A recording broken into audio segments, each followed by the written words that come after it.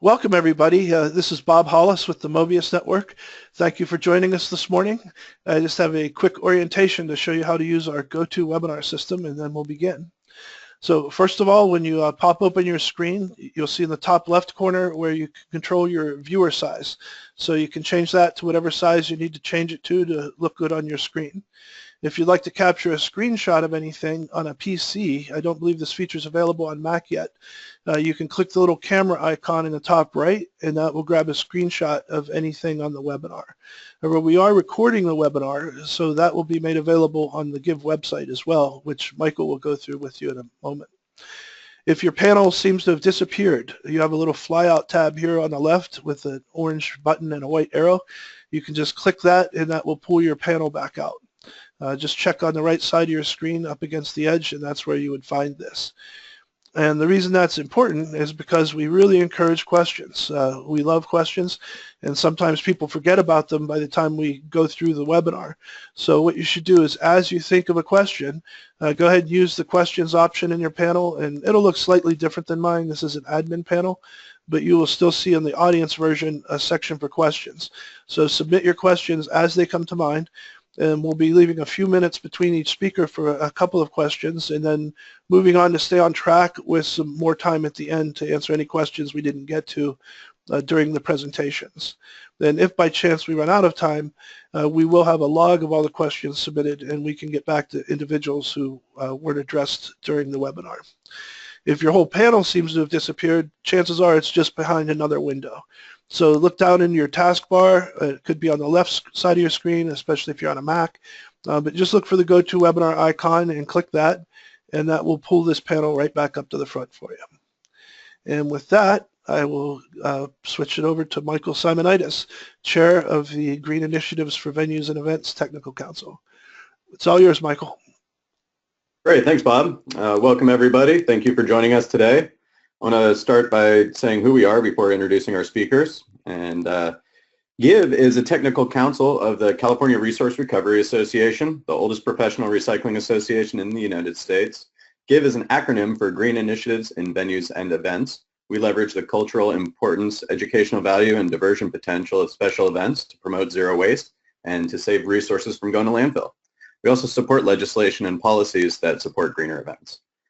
Zero waste resolutions support zero waste events, sometimes legislatively, and sometimes zero waste events precipitate zero waste resolutions. That was actually the case in Davis, California, where the Zero Waste Farmers Market project led to a cascade of awareness and support for zero waste, and a resolution soon followed. Zero waste resolutions help us set our sights on tangible, measurable goals and guides the formation of policies that support this goal. Instead of continuing to see their communities amble aimlessly in regards to wastefulness and pollution, today's esteemed speakers took action and resolved their communities toward a common goal of ending waste. These communities and hundreds of others in the U.S. have passed zero waste resolutions and are currently working toward that goal. There are templates online as well as hundreds of examples of zero waste resolutions to be found. For those joining us today from a community without one, we hope to share with you the tools to get one passed and rally your community around this goal. Our presenters will share their experiences and some background on how things got done, as well as other policies particularly related to events that have supported this goal. And as a group, we focus on green events and venues, so we've asked our presenters to focus on those policies in particular as a part of the zero waste resolution that they support. A resolution is the foundation needed to build good policy and make progress toward a more sustainable future. One of those policies is green events and supporting special events being zero waste. So now I'm going to introduce the panelists. They'll give a short presentation and we'll do a quick Q&A. Let's get started. Our first speaker is Jack Macy. Jack is the Commercial Zero Waste Senior Coordinator for the City and County of San Francisco, Department of the Environment. He is an internationally recognized zero waste leader and speaker. He has 30 years of experience in developing and managing innovative composting, recycling, and other zero waste programs and policies at the local and state level in California and Massachusetts. This includes leading the creation of San Francisco's model food composting programs and policies, establishing a zero waste goal, mandating composting and recycling, banning EPS and requiring compostable and recyclable products, banning plastic bags, and charging for checkout bags. You've been busy, Jack. Take it away, then. Thanks. Well, thank you, Michael, and it's my pleasure to join you all today and share a little bit about San Francisco's experience and journey, and hopefully shed some light that will be helpful or inspiring for folks. So, I'm really talking about the city and county of San Francisco, which is the kind of the peninsula, only 49 square miles, with population of about 850,000 residents, but we grow to, well over 1 million and a quarter or so during the day with commuters and tourists. So it's just San Francisco versus the Bay Area. And what I want to talk about are sort of our zero waste and organics policies and how we have advanced on those and sort of the process that we went through. So I am trying to advance my slides. Just bear with me. Let's try this. Let me try something here. There we go. So I want to first talk about our primary policy goal, which is zero waste. And this is a goal that we established back in 2002 after achieving the state of California's AB 939 Integrated Waste Management Act, which set a goal of 50% diversion for all governments, local governments, by the year 2000. And when we had achieved that, we kind of said, well, 50% is not enough. We need to go further. And what we did is set an interim goal of 75% diversion by 2010 and zero waste by 2020. And basically, our zero waste goal is defined as is commonly defined sort of internationally with the Zero Waste International Alliance as zero waste to landfill, zero waste to incineration or burning, and promoting the highest and best use of materials, recognizing that there are significant embedded resources in energy and materials, so it's just not about keeping them out of disposal, but finding a way to reclaim their highest in use. And also, as part of it, it's not just the government providing programs, but it's the role of consumers and producers, and how can we, through policy, increase consumer and producer responsibility. So the process that we went through here was an interesting one, and I think that in a lot of respects, when governments set a broad goal like this, you have sort of two basic options. One is you can do it in statute that's binding, but sometimes that's trickier, or you can do it as a policy statement, and if it's taken seriously, it can be quite effective. And we did that as a policy through what we call a resolution. Now, San Francisco is a combination of a city and a county, so we have a mayor. That's not actually, wasn't our mayor, but we have a board of supervisors, like a city, instead of a city council, and we have a mayor. Now, these are the people who were in place back 15 years ago, and the person on the left there, Randy Hayes, he was a famous international, still is, activist, started the Rainforest Action Network, and he was on our environmental commission. So we had a commission that we ran policy through first, and he was visionary, and he helped push us to be aggressive, because when we started the process, we were like, well, we don't know when we can get to zero waste or even how possible it is, but we like the vision of setting an ultimate goal of going towards zero, because even if you get to 80 or 90%, it's not like, well, there's no more work to be done. It's fine to be wasting 10 or 20%. But how do we know when we can get there? So first we were thinking, well, maybe we don't need a date. And he said, well, of course you have to have a date, because it's like saying, we'll become carbon neutral, but no date in the future. But then we debated about the date. And we started with 2030, but then he kind of said, well, that's too far away politically. And we ended up with 2020 without really a plan of knowing how we get there. But the idea was, well, it's soon enough that people will think we need to really move on it. Then after going through the commission process, we went through the board of supervisor process. And as I said, we did a resolution. It was a policy statement with a lot of whereases, and we pulled together a lot of information on the context of what was happening in California, as well as in San Francisco and worldwide, on the need to reduce waste and save resources. And we were lucky that we had a board of supervisors and a mayor who prided themselves on wanting to be bold, visionary, because we were actually the first city in the U.S. to adopt a goal that actually had a date on it.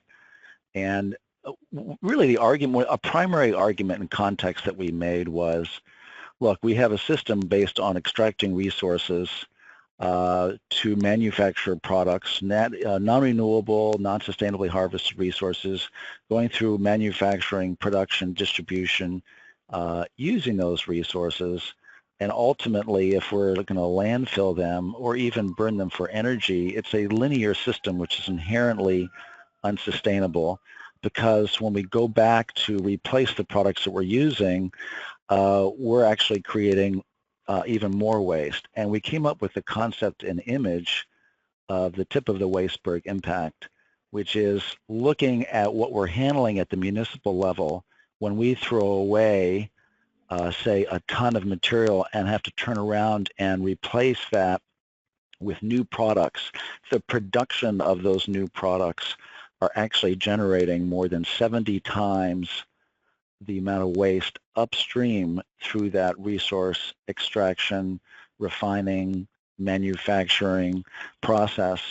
And so we have the ability to leverage a lot more than what we're actually handling, saving tremendous amounts of resources. And this is really about the need to save resources, to protect the environment from the impacts of wasting and resource extraction. And here's an example of plastics that are getting into the environment, and you know, the need to reduce the climate emissions, and the need to help protect a variety of resources. And so through this process of, there's climate, I realized that I can't advance slides with the tab coming out, so I'm just learning to navigate here. And the other thing too is, you know, there's a recognition that we are depleting soils around the world with a loss of organic matter and nutrients, and that's why the organic portion is important as well, to feed the soils for healthy soil, healthy landscapes, healthy food. And part of that is carbon sequestration, which is increasingly been demonstrated, a very exciting project that some of you may have heard about, the Marine Carbon Project, that demonstrated tremendous carbon sequestration on rangelands with the use of composting and ranging techniques, bring an extra ton of organic matter into the soils every year from one-time application. And of course, the social benefit of creating jobs. So basically, I like the context of the need to shift from a linear to a circular economy. We have the cycling of technical nutrients, of biological nutrients.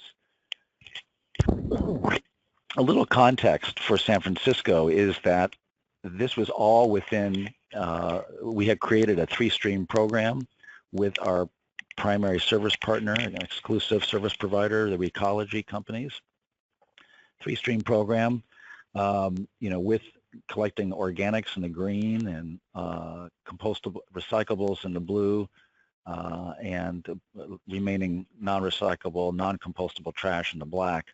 And so this relates to the fact that we had created a composting program with food collection that was going, servicing all residents, and then we moved it into multifamily.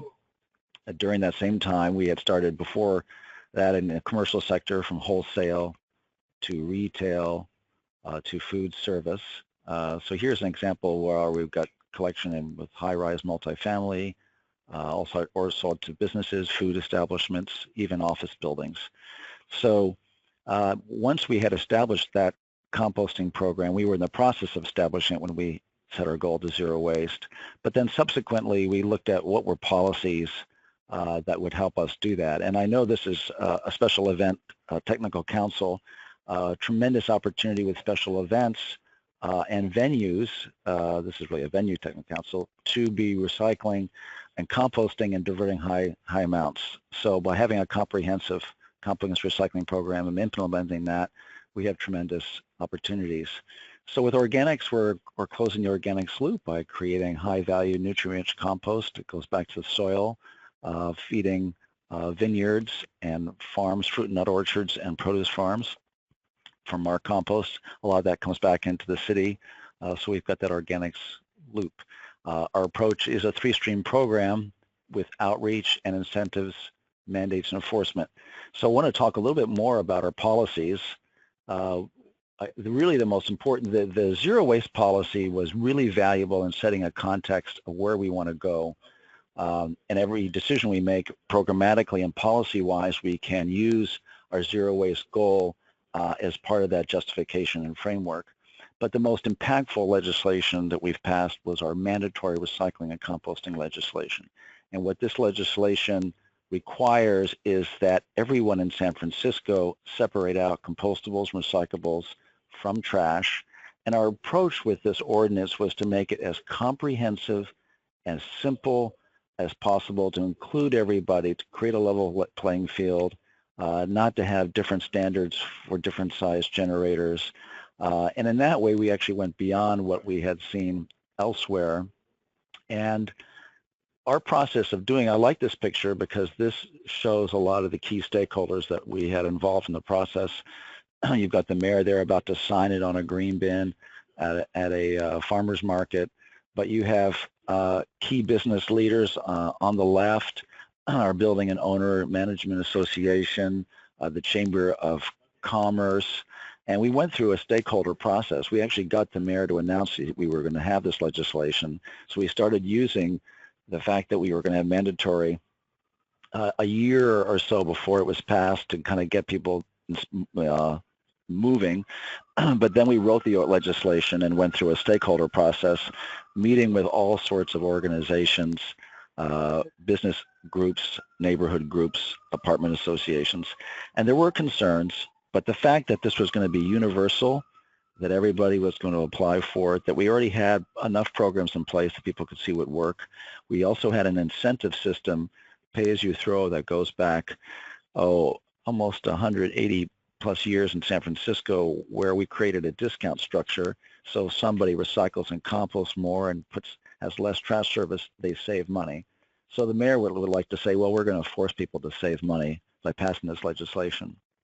And a key part of the implementation was a lot of outreach, of course, was a primary outreach tool. And the ultimate enforcement was looking at people's bins to see if they had recyclables and compostables in the trash. That was the ultimate way to see that they needed it. And we were then able to follow up in a variety of ways, but direct feedback, meeting people, tagging bins, letters. And, financial penalties were part of that, but was sort of seen as a last resort. And we focused on our priority was to get everybody to have the service. That means all properties having adequate service with the three streams of composting, recycling, and trash. And after several years, we were able to achieve that with over 99% of all properties in San Francisco being service compliant. Now, the caveat there is that there are some very small businesses that were able to demonstrate they simply didn't have any compostables or recyclables, more likely compostables, maybe a banana peel from leftover lunch. They would sign a form that they would take that back home with them or maybe share with a neighboring business and keep it out of their trash. And ultimately, we could verify that periodically with inspections and audits. So just to demonstrate, the biggest impact was on our composting collection participation. And you can see there that we were growing, but then it really picked up after that line when the ordinance went into effect. And we had a steep growth. It's now leveled off a bit as we are pretty mature and saturated, but we continue to slowly grow the program. This picture shows our commercial composting service compliance, and the blue is showing that we're approaching 14,000 accounts having service and 16,000 accounts compliant, the difference being those that didn't need it. And now I want to just finish up. I realize my time is wrapping up. I want to finish up saying that we've also had other policies that affect organics, banning polystyrene foam or styrofoam food service ware has helped clean up our composting stream. Banning single-use bags is helped, and even the water bottles and special events, venues, city government properties. I just won't go too much detail. A lot of jurisdictions, of course, have polystyrene foam bans. We recently expanded that. We've allowed compostable foodware. There are definitely issues there with labeling and certification, but we see the benefit of that. We recently expanded our polystyrene foam ban just this year to include packaging and everything that's being sold or distributed in the city. And these are examples of acceptable, recyclable, or compostable packaging. And our bag ordinance was also updated to include all stores and restaurants. We also have a construction demolition debris policy, not too organics related, except you could consider wood as part of that. And this all fits into a climate action strategy where zero waste is a key part of that, sustainable transportation and renewable electricity, and that tree roots is called roots to help use compost and green to sequester carbon, because we have a big impact of, in San Francisco, we figured it's at least 38% of total emissions are based on the product and food life cycles that we can reduce. So a lot of opportunities through policy and programs to create much environmental benefit. And I will leave it there to see if there are any questions. Thank you. Great, thank you, Jack. Great presentation, and yeah, I know there's been some benefits for us in particular. We've benefited from the zero waste events policies, and we've seen a lot of success there. We do have one question that's come from the audience, from Chantel. She wants to know, how do you prevent people from putting all their trash in the black bin? How did the incentive discount look like? Yeah, well, good question. I mean, I think, the way that really works is you need to have enough monitoring. We try to get the drivers, if they see that there are compostables or recyclables in the trash, that they leave a tag, which is kind of a warning. And, once someone gets multiple tags, we can follow up with them with a letter. We have the ability, of course, to fine people. But what we have found the most effective is that through the rates that Recology charges their customers that we regulate, we have allowed them to assess what we called a contamination charge on the trash. And so if there is, significant enough contamination, and we say contamination in trash, we mean, of course, recyclables and compostables in the trash, we can actually, we basically tell Recology to levy a charge that can be up to 50% of that trash service. So it's significant. And most of this it has the biggest impact on commercial institutional customers that pay the most, but small business can pay hundreds of dollars a month, large thousands of dollars a month. But there's the ability to do that residentially as well. At this point, it's been mostly tagging and following up with people. So it's not perfect, but a lot of it is just having the law, and if people get tags, they see that they're being monitored, and it's a tool that works. Great, thanks so much, Jack. Now we're moving on to our next speaker. This is Jessica King-Petcherat-Bittner. Hopefully I got that right. She is the strategic. That's pretty good. Hey, thanks. She is the Strategic Initiatives Division Manager for Austin Resource Recovery, a City of Austin service. The Strategic Initiatives Division is responsible for zero waste program development, commercial waste reduction assistance, education and outreach, marketing, and long-range planning to implement the City of Austin Zero Waste Strategic Plan. Thanks so much, Jessica. Take it away. Thank you. And I'm going to apologize in advance for my voice. The allergies. Austin is also known for being one of the most popular cities with the highest amount of allergens, and so we are living up to that today. So I've lost my voice a little bit, and it sounds a little crackly, so bear with me if you would. I'm going to focus primarily on special events because I understand that this is an events group, and so we are actually in the midst, you'll be interested to know, in passing a special events ordinance. The city of Austin does not have a cohesive, comprehensive special events ordinance in place right now, believe it or not, especially when you think of events like South by Southwest, Austin City Limits. There's so many huge national and international events that occur here, but we are just getting up to speed on really corralling all of that and placing it under one comprehensive ordinance. And that also speaks to some of the challenges that we face just as a community with regards to, we've grown so quickly, and so the ordinances are not able to keep up with the pace of our growth. So you're going to see through this presentation a significant difference between where San Francisco is and where Austin is. As Austin tries to achieve zero waste and moves toward that, we don't have the same level of infrastructure that has been in place in San Francisco. And we also have a political environment that is more akin to encouraging incentives and encouraging changes in behavior that that the citizens want rather than through legislation. So we're constantly up against a little bit of a battle with our own legislative process. So background really quickly, Austin by the numbers, we are about the 11th largest city in population, 900,700 to be exact according to the 2015 census. The most important number here to look at is that difference in our housing type. So 190,000 is single family residential, meaning it's literally a single family home, one unit in that home. Multifamily is 180,000. So we have a 50-50 split. We have a high population also of university students because there are several universities in our area, and so you see a high turnover.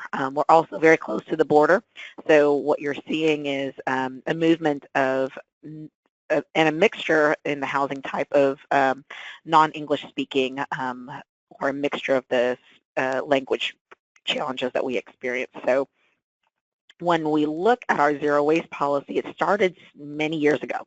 2005 was the official United Nations Environmental Accords, and Council passed a resolution adopting those accords. In 2009, we passed a strategic plan, which really articulated, well, it actually identified a variety of policy initiatives that we could take a look at. And from that evaluation of the different policies out there, we developed the department's master plan. So Austin Resource Recovery used to be called the Solid Waste Services Department, and our goal was to make people realize that waste was not, as Jack said, a linear approach. We needed to look at more of a circular economy, and that every piece of quote-unquote trash had value to someone somewhere. And so we changed our name to Austin Resource Recovery. That alone took a lot of attention from our efforts, but we really needed to restructure what we were doing as a department. And then as we developed the master plan, looked at, okay, we're not just picking up trash, we're picking up resources. So it's not just a changing of the behavior of the entire community, it is our own departmental staff. So we have our own trucks and operational staff that go and pick up from homes throughout our community. And what they do is they have their own trucks, they have a recycling route, they have a trash route, and they have a composting route. The composting currently is limited to yard trimmings, but for the most part, it's our guys on the ground. We do not contract out for that. So we get to work with them directly. The challenge therein goes to the business side of it. Our responsibility is primarily to those single-family households, and therefore everything commercially set up, meaning apartment complexes and businesses, so the other 50% pretty much is managed, well, it's not even managed, it is a free market system. And so we really only have influence. So one of the images I normally present is a pie graph, and we call it our span of control and span of influence. We have direct control. Originally, we thought it was 25% of the waste stream generated in our community. The reality is, based on like a 2000, I think 2 years ago, a 2000 study, a 2015 study of our data, we found that we only actually have 13% direct control, meaning that 13% of the waste stream generated in this community falls within the City of Austin's direct control, where our guys, my staff, are out there on the ground picking that material up. Therefore, 85% or more is managed by private haulers. And we have no direct contact of that material, no direct control of that material. Haulers are licensed in our community, but for the most part, that's it. It's a very free market system, and we can't dictate necessarily unless we set up ordinances telling them what they can and cannot pick up. So we do have a universal recycling ordinance. A long time ago, it was called the commercial and multifamily recycling ordinance. It was very vague. There were a lot of holes, and it took about 10 years for them to develop that ordinance. When I came into the department in 2008, it took us another 2 years to revise the entire ordinance. And we have a phased-in approach based on the size of the property. Over time, the eventual goal is that all properties in the city of Austin will provide access to recycling to all of their tenants and employees. And by so that means basically by 2018, our ordinance should be in full effect throughout the community, fully implemented from a recycling perspective. From a composting or food scraps perspective, an organics perspective really, we anticipate that all food service providers, companies or businesses that are permitted by our health department to issue food to people, that they will provide an organics diversion program of some kind. It doesn't necessarily mean composting of those materials, but that those materials will be diverted in some way or have a plan for diversion by 2019. So influence is our biggest area and what we are able to focus on because we don't have direct control. So this slide focuses more on special events services because I know many of you are interested in special events. And so back in 2009, the City Council, after adoption of our zero waste goal, said, well, let's look at all these events because we started having events come through the city more and more. South by Southwest was ramping up. And we needed to have some grasp, or there was a big push by the environmental community to make sure that in the very least recycling become a requirement for certain size special events. And so they passed a resolution after a lot of discussion saying, well, we don't have any requirements of our own city co-sponsored events. So we need to put some requirements or some expectations, or at least test some of these ideas of recycling and what it would take. We need to test those things before we can create a mandate for them. And so that was in 2009, and it is 2017 now. And we still do not have an ordinance in place at this point. And that is because we have grown so quickly and we don't have the infrastructure necessarily in place to really support everything. Our infrastructure, meaning the service providers that can actually manage events and assist with the collection and the processing of the material, we don't have a ton of those event organizers who can help, or event companies that can help us with that. So we're putting a lot of it in place, and we are incentivizing through rebates. And so what we did was we created a zero waste event rebate. One of the biggest complaints by event organizers was, first of all, I don't have enough time to think about putting in trash or recycling in place, or asking our service providers to set up trash and recycling and now also organics. And then the cost of it was just too much. They knew they had to keep the contamination rates low, and so they wanted to have staff monitor, but they couldn't pay for staff, or they were concerned about all the costs associated for making sure that the contamination rates were low. So we said, okay, put your money where your mouth is. We're going to give you a rebate. We'll offer $750 towards whatever your costs are associated with diversion efforts at your events. And if you can document and show us the challenges so that we can utilize that information, one, to increase and provide data to the service community and say, here's what we need, here are the problems.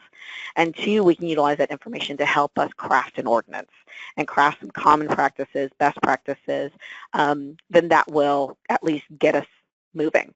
And so we've had this event rebate in place since 2010. And every year we have about, I think the most recent year we had about 12. This year we're aiming for 15, but 12 to 15 events is our goal, largely because some of those events are able to find, over the time, they've been able to coordinate with some of the service providers to get free service or discounted services. And so they've been able to gradually implement zero waste efforts on their own. In addition to that, we partner with Keep Austin Beautiful, that's KAB, And we provide zero waste guidelines and tips. We actually go out and meet with the vendors. They normally have vendor team meetings. And so we'll meet with the vendors. We'll help them create criteria in their contracts in terms of what materials can and can't be used, how to encourage people to focus more on bulk items rather than individual packet items to reduce the amount of waste that they're generating. All those things are thought through, and we actually will sit down with the event organizer and go through these types of guidelines and tips and offer an opportunity to meet with their vendors to provide them that training. Keep Austin Beautiful sets up a container loan program where you can actually borrow recycling containers because the special event companies will also charge per container, so that increases the costs. So they just coordinate with our Keep Austin Beautiful organization here, and they loan containers and then return the containers back, and they're able to get additional data. And then we also coordinate community cleanups. So for those of you who don't know what South by Southwest is, it is an event that started off taking over the city or the downtown area for 1 week, and over the last probably 3 to 5 years, it has grown monumentally. It is now close to 3 weeks long with interspersings of our Kite Festival. You've got also St. Patrick's Day and spring break stuff going on. So we now just call March the event season or the event month, and it is our spring event season, and permits go crazy, and we have a huge process to get everybody squared away for their events, which means our staff is heavily involved in what we call now the Austin Center events, which is a co-location of various departments working together to make sure these events are permitted and safe.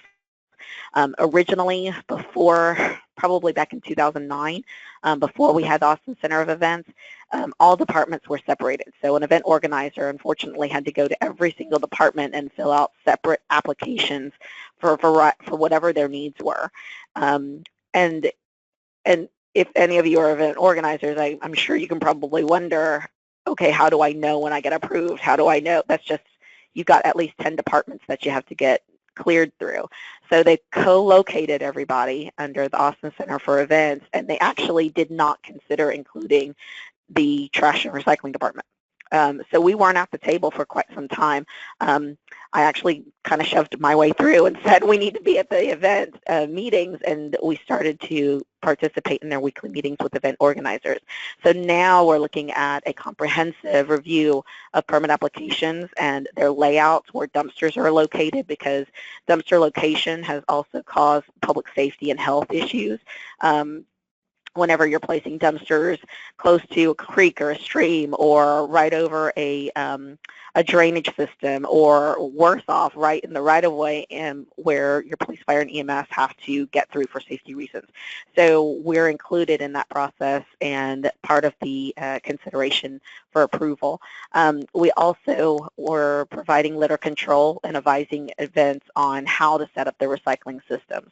And then, of course, we encourage them now to apply for the event rebate. In the future, we still intend on being at those public meetings or those weekly meetings with the event organizers, reviewing permit applications. We're setting up a tier system because the number of events, we're looking at the size. So the events ordinance here in Austin is actually planned to go to council in May. And it's been in the works for the last officially 2 years. We've gone through first reading and second reading. Our challenge now is that our current council is a brand new council. 3 or 4 of them are interested in moving this events ordinance along, and the remainder, there are a total of 11, the remainder council members have not heard hide nor hair of this. And so we're not quite sure if it's going to start all over again or if it's going to get passed in May, but we're hopeful. So the idea would be a comprehensive application process in our Amanda permitting system, where people would just submit their application and it would be funneled to all the different departments for review, and then you would be able to work with those different departments to get your issues addressed, and you get the training that you need, and then you get your approval process. Our challenge then would shift more towards the training side. We would see, we're expecting an increase in the number of applications that come through, because we never looked at every single application before. Our department were really just focused on the really large scale events, and when I say that, I'm talking what we call as Tier 4 events, and they pretty much take over the city, and they last a long time, or we've got hundreds of thousands of people visiting. So those are the events we really did a lot of direct training and planning with. But Tier 1, 2, and 3 are smaller scale events. They might occur in parks. They might occur in small street take over one street or one block, and so we'll have to review those permit applications as well. So our goal is to shift into a training system where we could equip consultants that are interested in doing this as a job, really training them on how to make an event zero waste friendly. How do you green an event? So we'll start with the zero waste side, training them on how to set up recycling. How do you coordinate with your vendors to make sure that they reduce their waste up front, giving them all the resources, all the information to buy the right materials so that it can be recycled or composted by the event goers. How do you set up your containers? All of that information will go through training, and as that part grows, we will eventually look into how do we do a green events training so that people who go through this training get into a list of preferred vendors that we can say these people know what they're doing, go to them to get more information.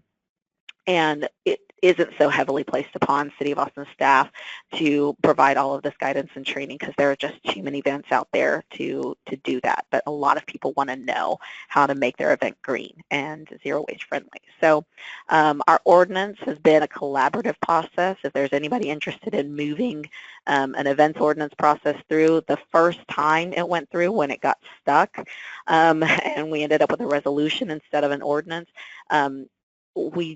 we did a step that I didn't think was appropriate personally at the time. It was one of those where the event organizers were separated from staff. Different types of events were separated. So it was not a collaborative stakeholder approach.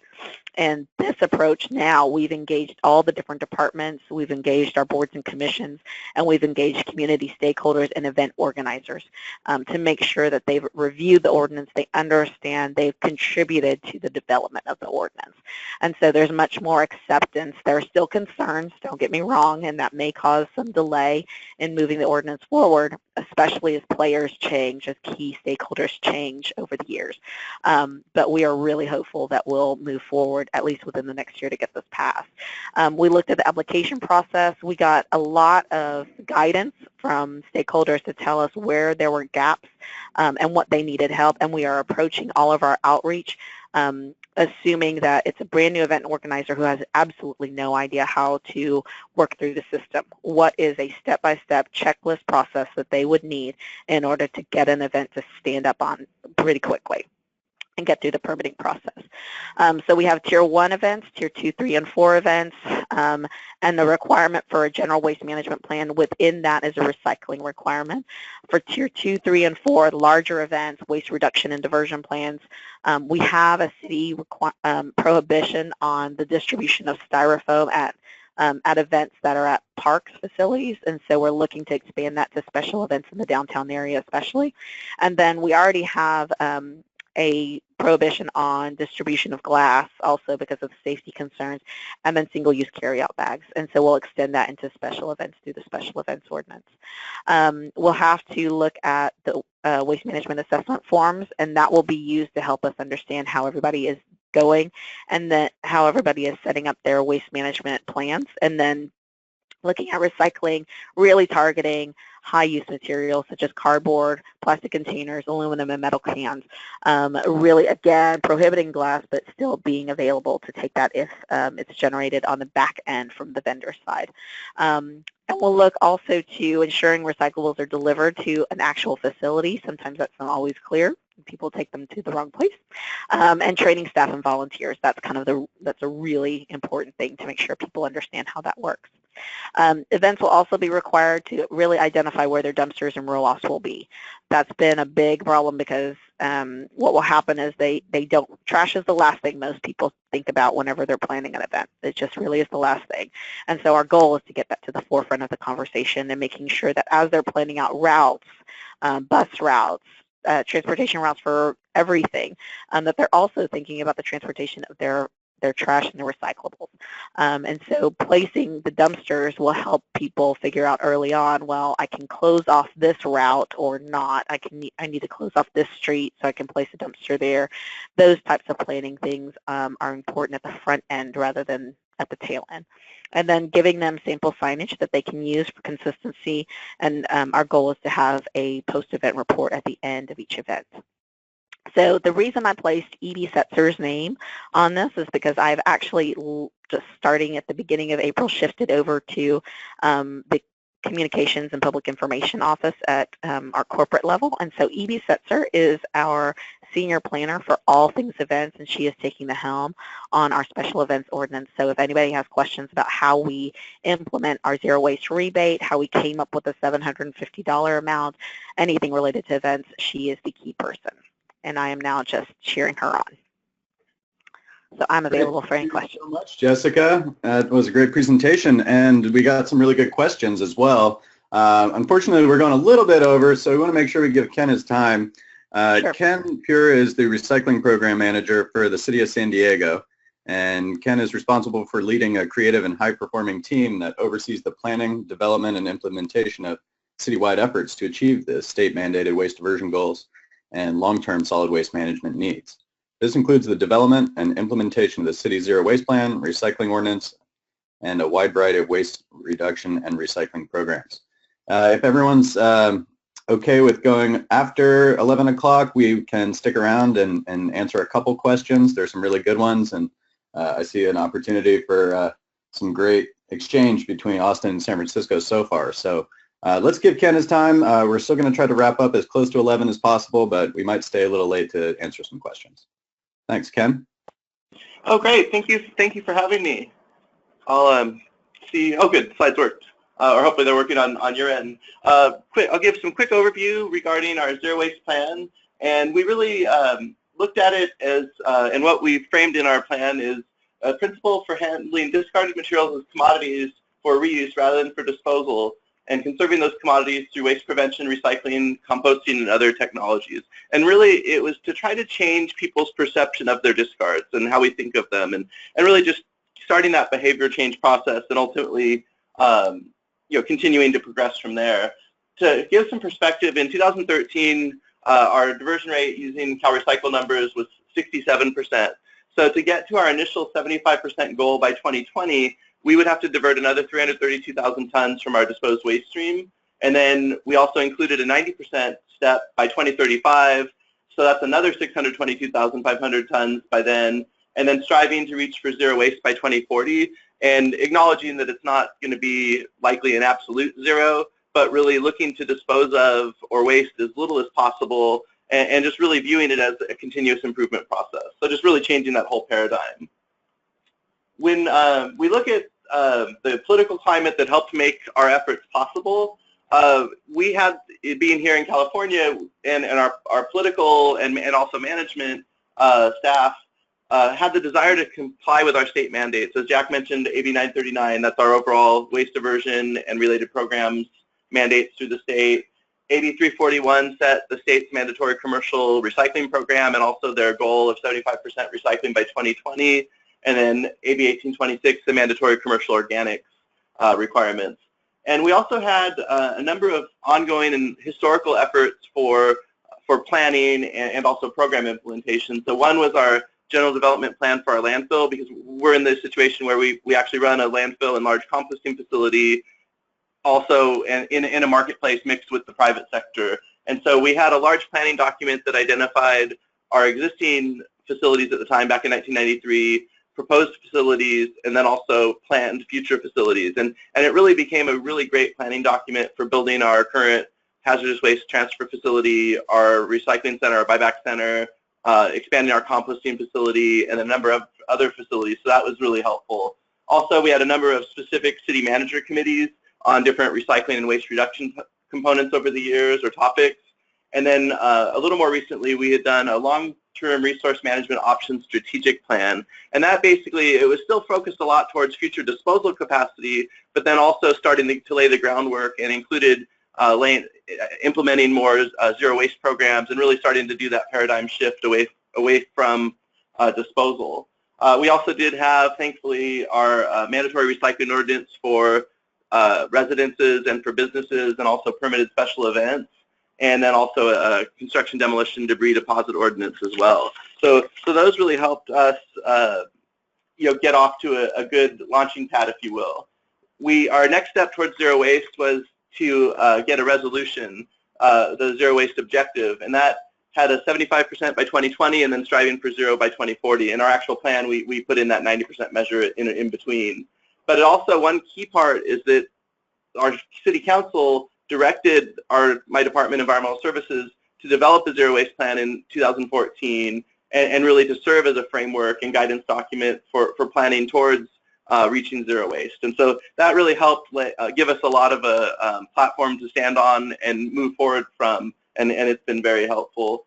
When we looked at the timeline, we spent a lot of 2013 doing initial planning and prep work and a zero waste plan vision document to help kind of paint the picture and see the opportunities to conserve resources and comparing the benefits of diverting materials and reusing them or recycling them versus disposing. A lot of the things that I think you would expect. Our city council passed our zero waste resolution in December 2013, and then in 2014 we conducted a large amount of stakeholder outreach.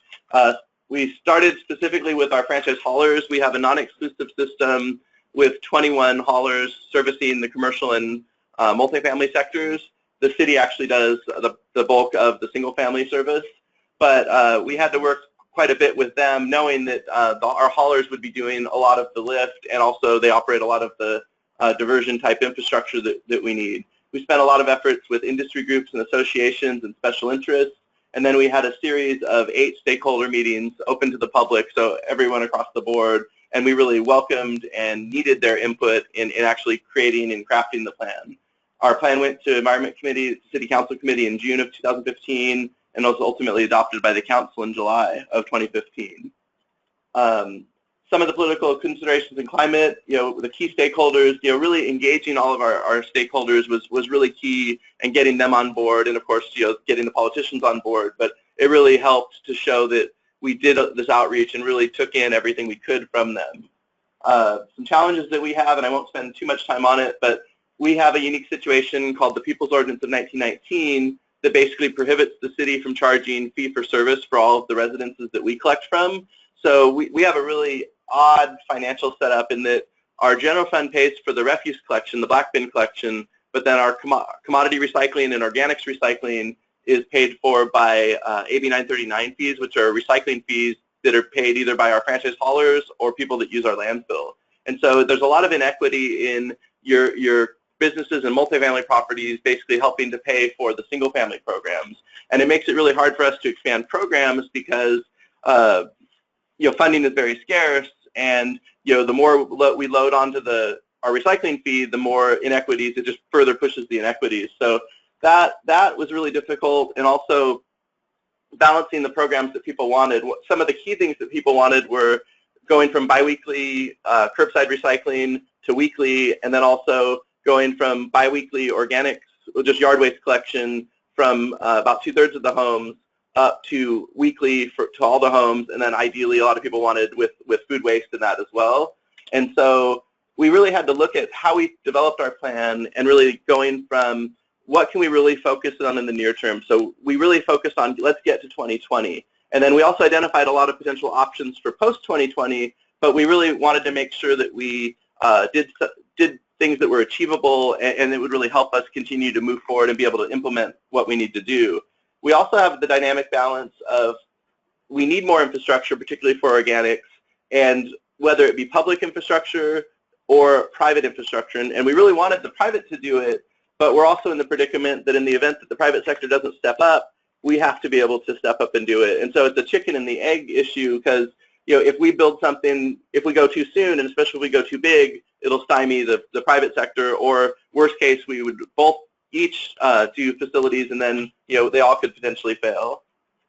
A couple other things we looked at, and I've kind of covered on this. We really wanted an open process that incorporated the recommendations of our stakeholders. We wanted it to be practical and really a nearer term, and thinking of this being kind of a living document where we hit the near term and then we'll come back and reevaluate and say, okay, now what are our next steps? Let's keep moving forward. And also on a programs level and on a funding level. With our actual zero waste plan, it was a little bit more of a high-level document, and we didn't want it to be too long. It's about 16 pages or so without attachments.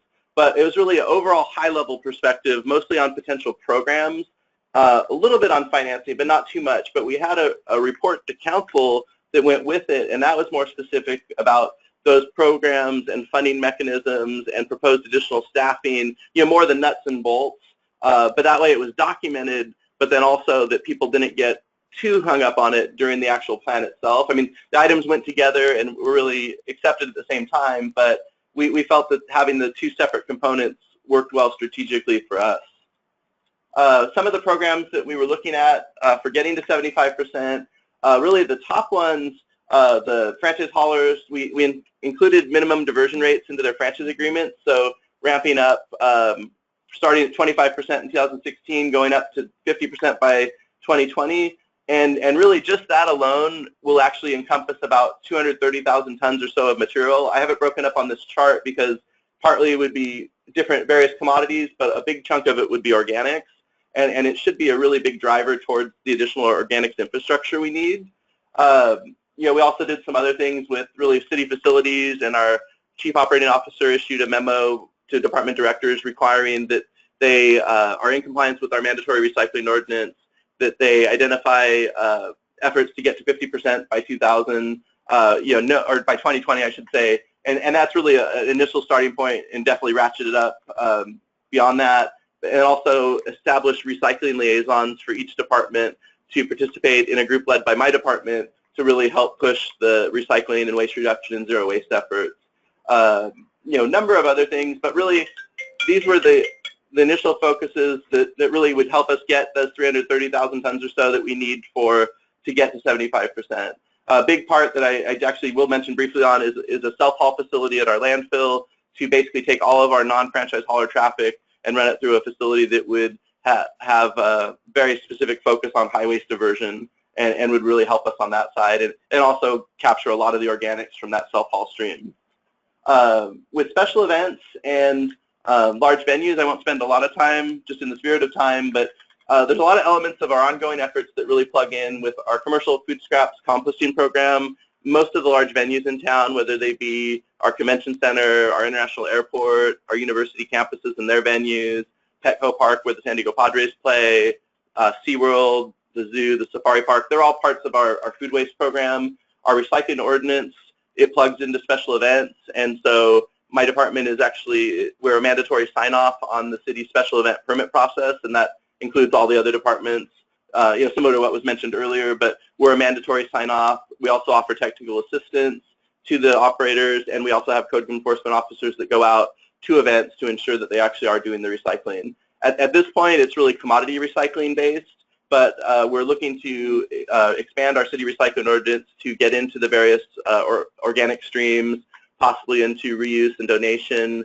And then also we currently have an exclusion for, or an exemption I should say, for properties that are commercial or multifamily properties with less than 4 cubic yards of service.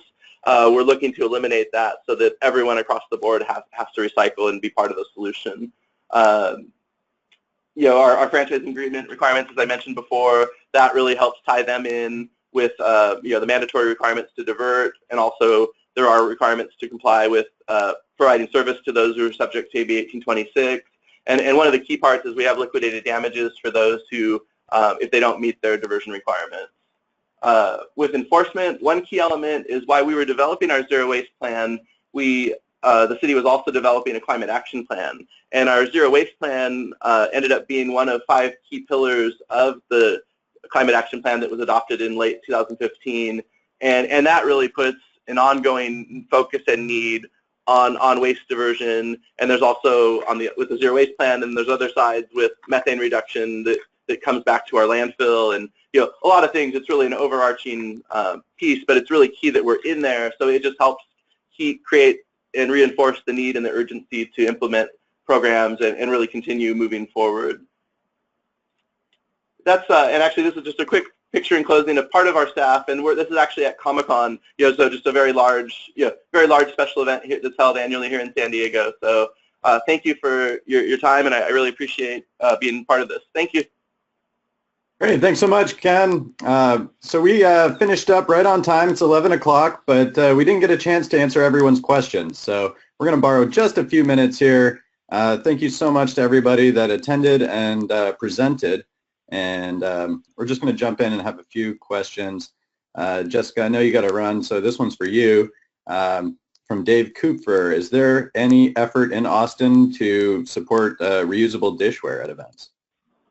You know, that is, so there's a yes and a no. So most of the special events I spoke to are targeted in situations where you've got street events. So we've had to block off access to rights of way. So they're not events that are held inside an event.